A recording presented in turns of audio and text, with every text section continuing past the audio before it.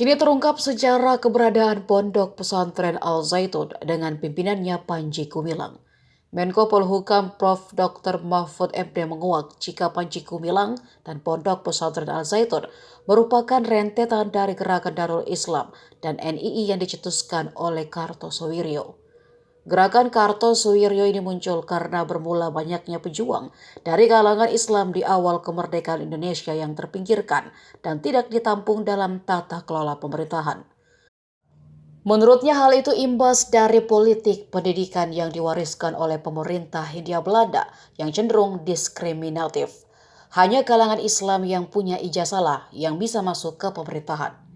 Kemudian banyak kalangan Islam yang memutuskan untuk kembali ke pesantren dan fokus dalam mendidik santrinya. Namun ada juga yang marah karena tidak tertampung.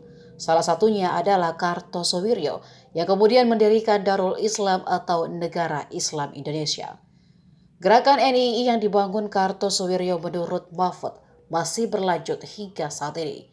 Dan Panji Gumilang lah yang berada di balik itu. Pemikiran Kartosoewiryo yang dilanjutkan oleh penerusnya itu akhirnya diketahui oleh pemerintah. NII, bikinan Kartosoewiryo yang seolah sudah tamat, kemudian dioperasi kembali oleh intelijen. Akhirnya pemerintah menggalang gerakan untuk melemahkan NII dengan cara dipecah dan diadu. NII versus NII. Awal tahun 1970-an, NII oleh pemerintah dipecah dan diadu antara yang satu melawan yang lain. Orang-orang dipancing untuk berkumpul lalu disuruh buat resolusi. Setelah ditangkap, lalu dicitrakan ada komando jihad yang sama dengan NII sebelumnya.